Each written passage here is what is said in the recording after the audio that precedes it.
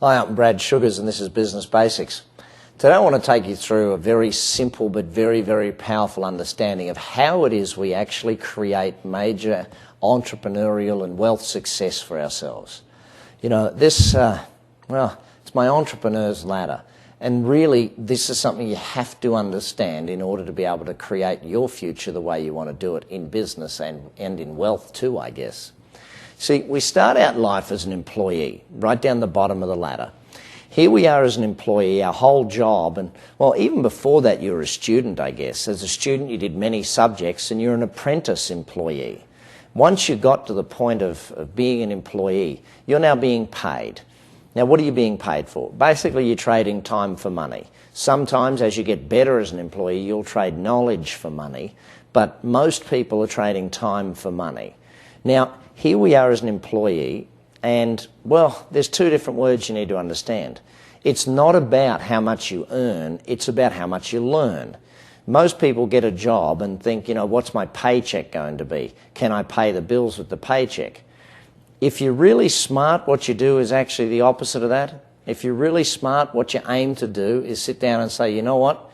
I need a job where I'm going to learn things that are going to set me up for the rest of my life. You know, you go to school and you spend all this time in school learning stuff, and then, well, how do I put this politely? People stop learning as soon as they get a job, and they wonder why their earning capacity never increases. You'll never out-earn your learning capacity. So the more you learn, the more you can earn. Earn less, learn less. I mean, it's relatively simple that way.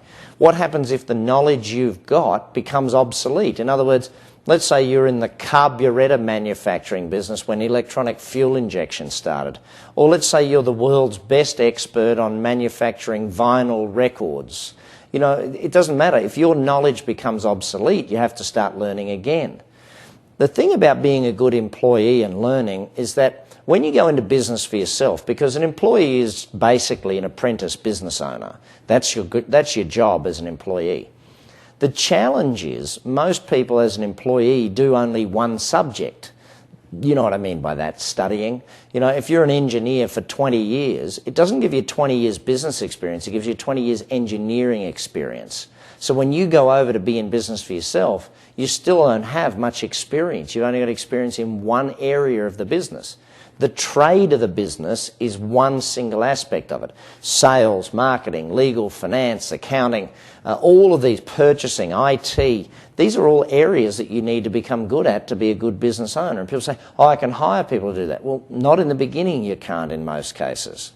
So, but if people are good, they move from employee up to self-employed.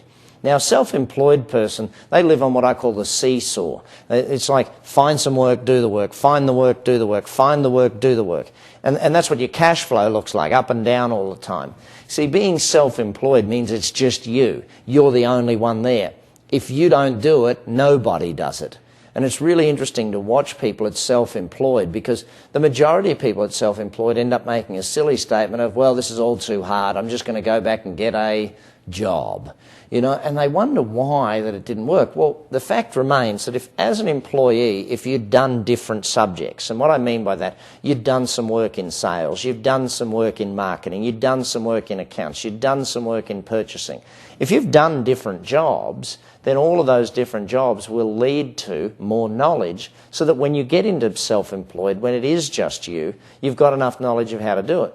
There's so much to learn at self-employed. That's why people often ask, you know, can you teach me to get rich quick? And I said, well, not really, because it takes 10 years to learn how to get rich. It doesn't take 10 years to get rich, it takes 10 years to learn how.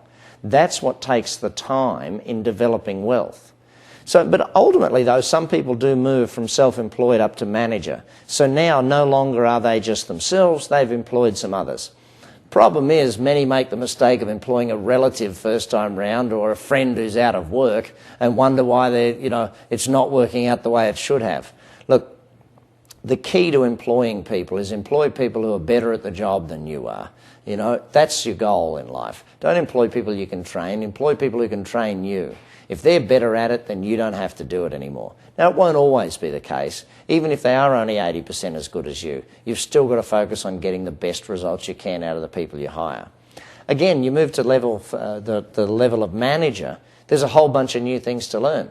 You've got to learn recruiting, you've got to learn training, induction, you've got to learn delegation. You've now got to learn leadership skills, not just management. When it's just you, you can manage. When it's other people, you've got to lead.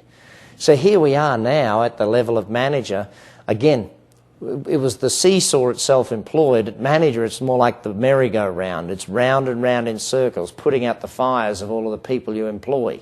You know, when we look at this very clearly, we start to grasp, I guess, the fact that the people that you thought worked for you, when you're at management level, generally you're working for them. You're generally cleaning it up, because when it was just you, you could cover the mistakes. When it's you plus a whole bunch of other people, you're now having to put out all the fires. You know, ultimately, though, our goal is to get to a business which, well, by definition, my definition anyway of a business, is a commercial, profitable enterprise that works without me. If I have to be there, it's a job. If it works without me, then it's a good business. So ultimately our job is to get to the owner of a business, where instead of having to turn up to do the work, we've built the business and it runs and it works so we don't have to. See, the reason why most business owners work so hard is your business doesn't work. You do. Ultimately our goal is to get to owner, and that's where a business coach will work with you. That's why I'm hoping many of you are already working with my coaches. If you're not, please make sure you get to chat with one of them soon. Ultimately, then, we take the next stage, which is investing. We become an investor. Now, as an investor, we've got to learn to invest in 3 asset classes. Firstly, we've got to learn how to invest in businesses. Second, we've got to learn how to invest in property. And third, into the stock market. Now, we do them in that order. Why?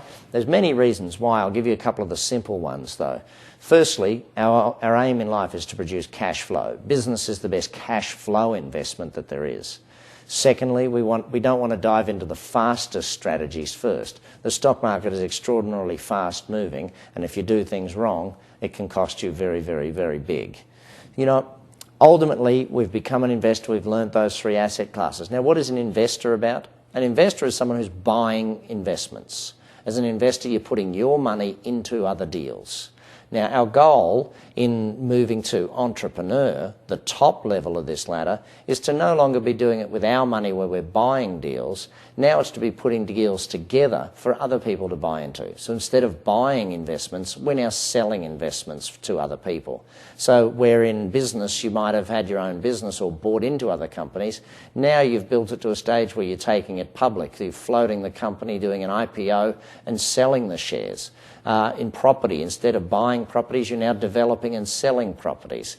You know, there's many different ways you can move. In the stock market, you're now no longer just investing in shares, you're now trading the shares. You might be writing calls, you might be doing a whole bunch of things that are at that entrepreneurial level of building this wealth for yourself.